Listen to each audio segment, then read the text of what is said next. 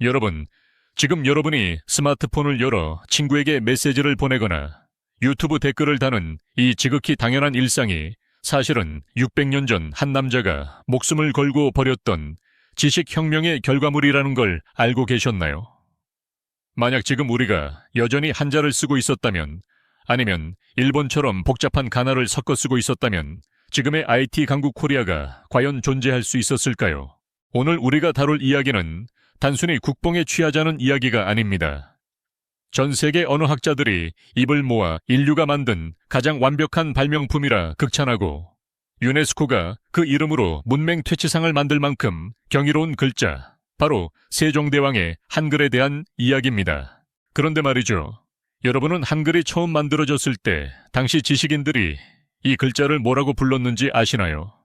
암클이나 언문 같은 비하 섞인 표현은 들어보셨겠지만 사실 그들이 한글을 가장 두려워했던 진짜 이유는 따로 있었습니다. 바로 지식의 독점이 깨질지도 모른다는 공포였죠. 자, 시간을 거슬러 15세기 조선으로 가보겠습니다. 당시 조선은 글자를 아는 것 자체가 곧 권력이던 시대였습니다. 어려운 한자를 익히려면 최소 10년 이상 공부에만 전념해야 했고, 이건 오로지 귀족 계급인 사대부들만의 특권이었죠. 백성들은요, 억울한 일을 당해서 관가에 가도 법전이 한자로 되어 있으니 자기가 왜 벌을 받는지조차 몰랐습니다. 글을 모른다는 건 단순히 불편한 게 아니라 생존의 문제였고 거대한 장벽이었습니다. 그런데 세종이라는 한 임금이 이 장벽을 허물겠다고 선언한 겁니다. 그것도 신하들 몰래 말이죠. 여기서 첫 번째 소름 돋는 포인트가 나옵니다. 세종대왕은 왜 이 위대한 작업을 비밀리에 진행했을까요? 지편전 학자들과 함께 만들었다는 건 우리가 흔히 아는 오해입니다. 사실상 세종 본인과 그의 자녀들이 주도한 가족 프로젝트에 가까웠죠. 왜 그랬을까요? 기득권 세력의 반발이 상상을 초월했기 때문입니다. 그들에게 글자는 곧 성벽이었는데 왕이 그 성벽에 문을 달아버리겠다고 하니 난리가 날 수밖에요. 자, 이제부터 진짜 본 게임입니다. 한글이 왜 천재의 설계도라고 불리는지 그 내면을 들여다보면 정말 기가 막힙니다. 여러분, 전 세계에 수천 개의 언어가 있지만 그 글자가 어떤 원리로 만들어졌는지 기록으로 남아있는 글자는 한글이 유일합니다. 제자의, 즉 글자를 만든 원리를 설명한 훈민정음 해례본이 발견되었을 때 전 세계 언어학계는 그야말로 뒤집어졌습니다. 보통의 글자들은 수천 년에 걸쳐 그림에서 문자로 서서히 진화합니다. 하지만 한글은 단 한 명의 설계자가 완벽한 공학적 설계를 바탕으로 하루아침에 내놓은 결과물이었거든요. 특히 자음의 형태를 보세요. 지을 발음할 때 혓부리가 목구멍을 막는 모양, n을 발음할 때 혀끝이 위신몸에 붙는 모양을 본떴습니다. 이게 왜 대단하냐고요?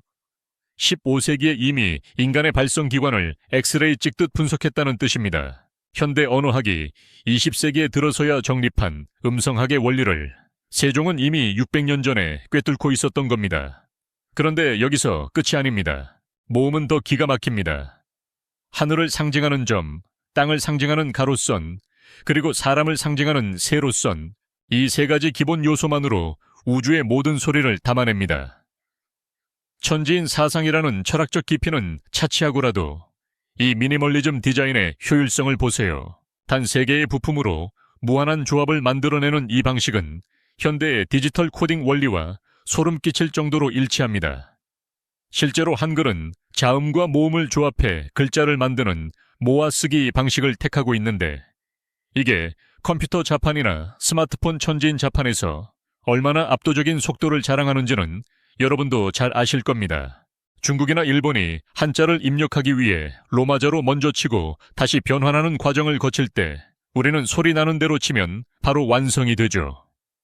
세종대왕은 600년 뒤에 올 IT 시대를 이미 예견했던 걸까요? 이제 좀 더 깊숙한 이야기를 해보겠습니다. 세종대왕이 한글을 반포했을 때 당시 최고의 지식인이었던 최만리가 올린 상소문을 보면 정말 어처구니가 없습니다. 그는 오랑캐나 하는 짓을 왜 우리가 하느냐며 격렬하게 반대했습니다. 하지만 세종의 대답은 단호했습니다. 너희가 설총에 이두는 옳다면서 백성을 편안하게 하려는 이 글자는 왜 안 된다고 하느냐. 이 문장 하나에 세종의 통치 철학이 모두 담겨 있습니다.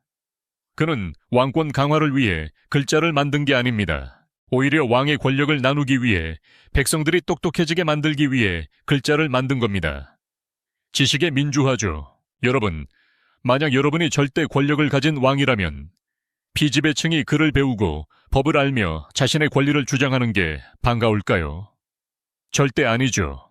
통제하기 어려워질 게 뻔하니까요. 하지만 세종은 기꺼이 그 길을 택했습니다. 이건 인류 역사상 유례를 찾기 힘든 위로부터의 혁명이었습니다.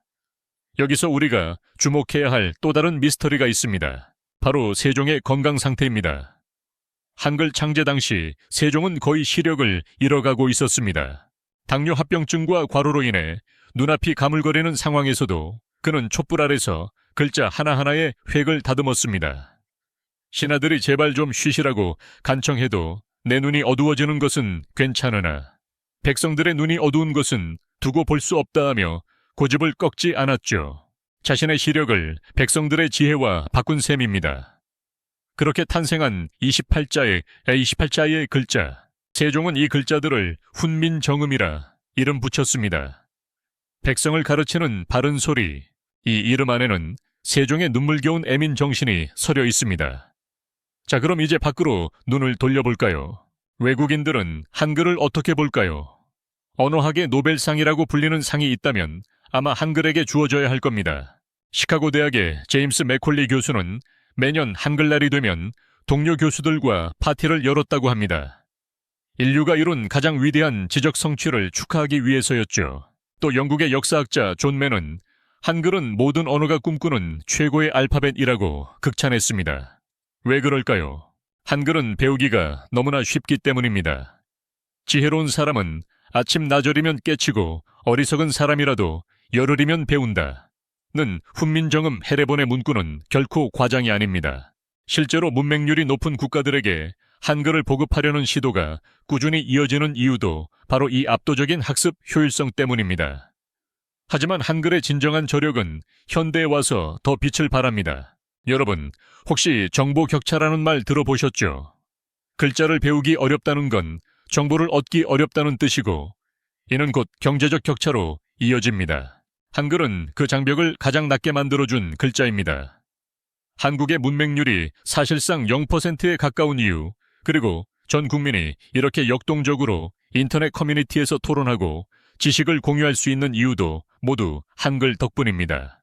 한자는 글자 수가 너무 많아 키보드에 다 넣을 수도 없고, 일본어는 읽는 법이 때에 따라 달라 인공지능이 인식하기 매우 까다롭습니다.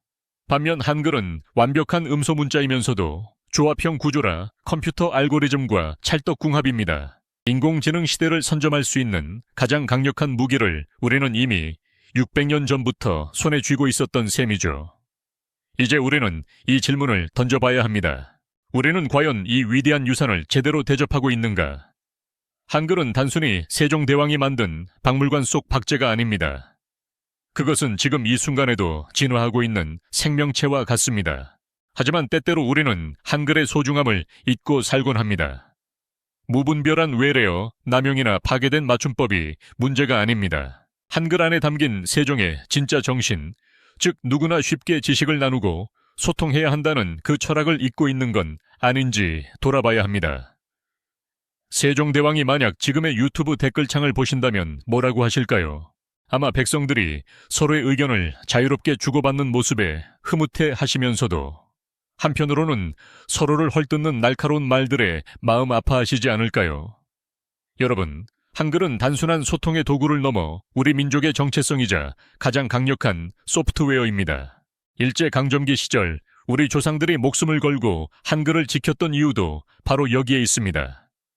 글자를 빼앗긴다는 건 사고의 틀을 빼앗기는 것이고 영혼을 잠식당하는 것이니까요. 주시경 선생을 비롯한 수많은 국어학자가 감옥에 갇히면서도 우리말 큰 사전을 만들려 했던 그 처절한 사투 덕분에 오늘 우리는 이렇게 편하게 한국어로 생각하고 기록할 수 있는 겁니다.